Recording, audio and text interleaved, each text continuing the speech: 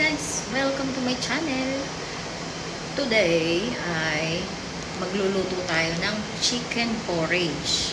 Yun ang ating content for the day, guys.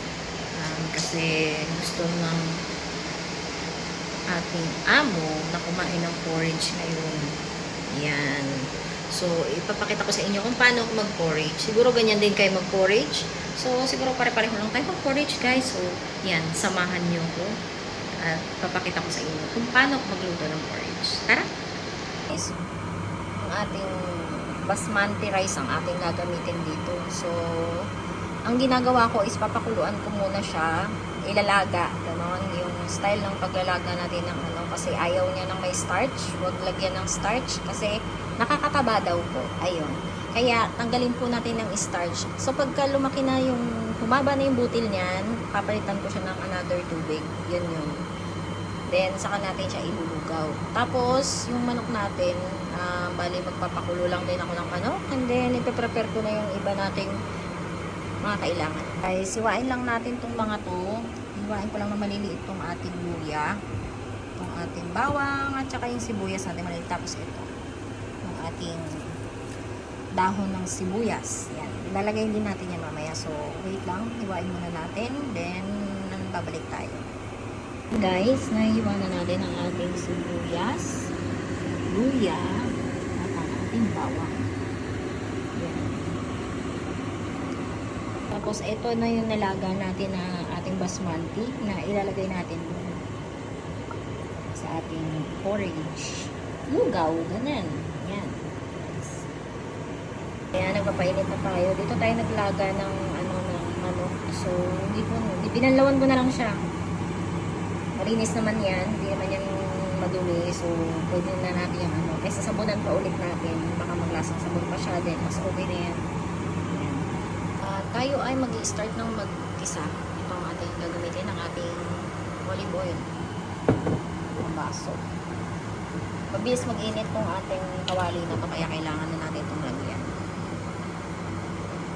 Igisa na natin yung ating mga nahiwa pa ating panggisa. Start na tayo, guys.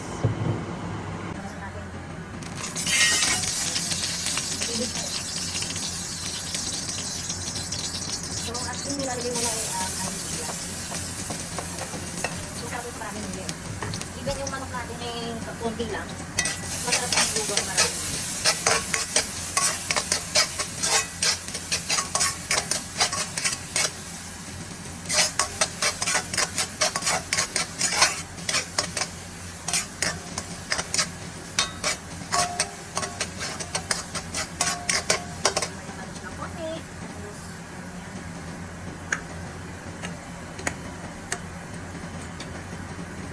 Sunod natin ang ating sibuyas. Last talaga akong nilalagay ng bawang kasi ang bawang ay malis naman.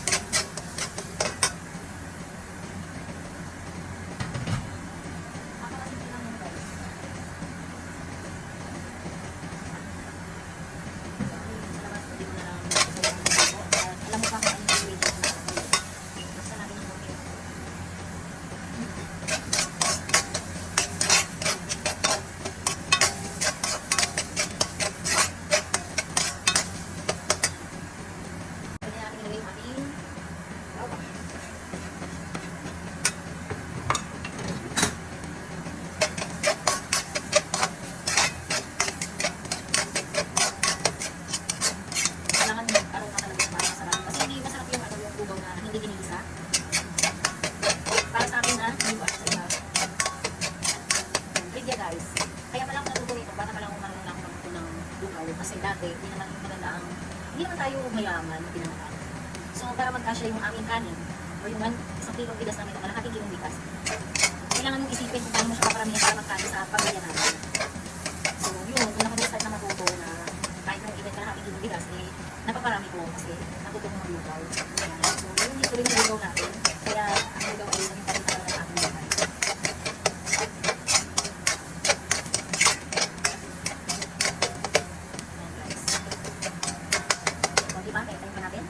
After this, ang ginagawa ko, lalagay ko na yung Iba talaga ang talagang style ng pagluluto ng lugaw ay tigas ang nilalagay. So, lalagay na natin kung ating nakuha ang basmati rice. Kasi nga ayaw nila na may starch. Kasi yung kanin namin hindi ko talaga is basmati. Pinamubuluan. Marami ko lang buwan sa kaya para hindi kinadrain yung tubig ng ating bigas. Kasi hindi pa ang dami nito magagawa.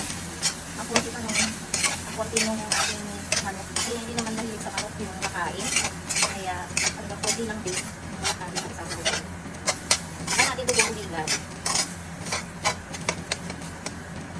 Yan guys. So wait, huwag muna tayong tubig. Ating sasabaw dahil din ay maaaring dumikit pag hindi natin sinabaw ng kasi natuto na yan. So ilagay natin ito. Pinagpakulang ang ating manok. Tapos dadagdagan natin. Yan. Simple lang ang ating anong lugaw guys. Kaya alam namin na kumulong. Kasi parang alam din naman ang texture ng ano, diba? Na ano yung ano. Hindi iwas-walay kasi parang nadudurong na talaga yung ano yung kain. Yan guys. So wait lang natin ang kumulong. Guys, kumulo na siya. Diba? Makita mo na magkakagal tayo dito ng ating sa pamakat. Lagyan na natin yung ating limay na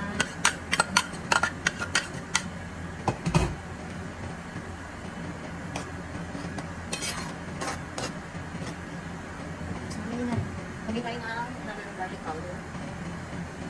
Sarap lang, maraming garlic. Yung ating pepper.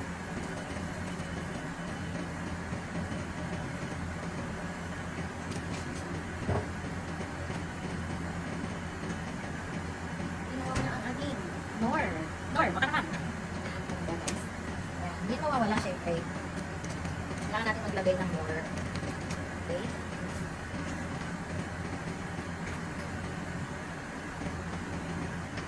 Tapos dagdagan natin ito ng tubig. Yan.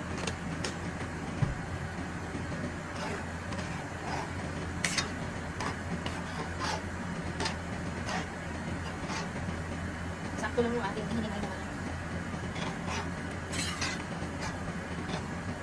Tapos titingnan natin yung alat niya mamaya. Kailangan ko ba siyang nagdala ng patis or ng asin? Tignan natin mamaya. So, anday ulit natin siya na nagulo. Laga na rin tayo ng egg guys. Kulong siya.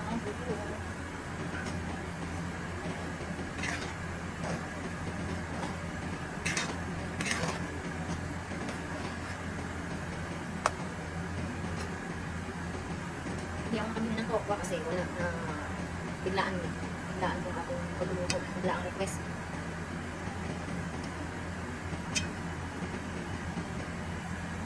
Hindi sila mahilig dito sa maalat. Mahilig sila dito sa maangkan. Kaya talaga manisan, lalo na niluluto ako. Inatabayanan ko yung lasa. Binabalik medyo matabang. Huwag lang maalat kasi mas madaling magdagdag kaysa magbawas. Diba? So, yan. Maingat tayo sa mga paglalagay ng mga papaalat. Ang maalat natin guys.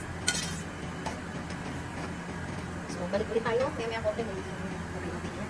Guys, gulong-gulo na siya. At gulo tayo ng paminta kasi parang kulang na sa paminta natin. Almost ready na guys ang ating lugaw.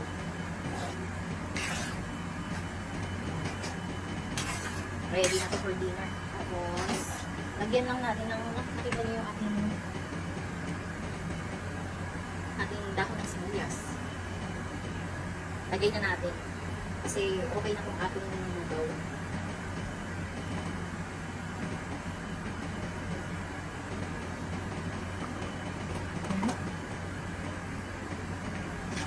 Ayan guys, okay na yan. Ito ang ating lugaw recipe. Hindi to professional. Lutong bakay lang po guys. Sinare ko lang sa inyo. Hindi tayo magaling magluto. Ito lang yung way ko kung paano ako magluto ng lugaw. Favorite din ko ng anak ko. Pag niluluto ko sa Pinas, mas parang gusto nila ito yung kainin every time. Lalo pag nandun ako. So, yan ang aming comfort food.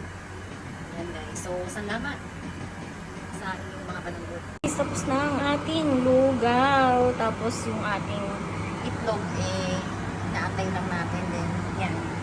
Ayan na po ang ating lugaw recipe guys.